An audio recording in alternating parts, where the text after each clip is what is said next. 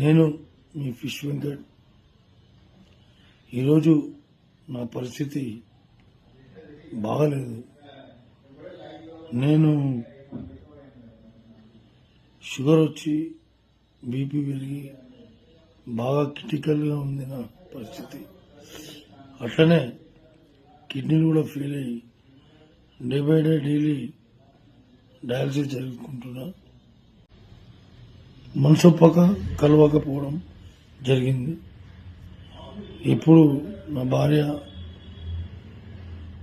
సువర్ణ వెళ్ళండి, వెళ్ళి పవన్ సార్ని కలవండి. పవన్ సార్ మీకు అనుకూలంగా ట్రీట్మెంట్ చేపిస్తాడు.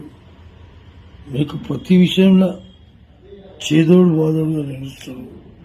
మీరు వెళ్ళండి, నా మాట వినండి.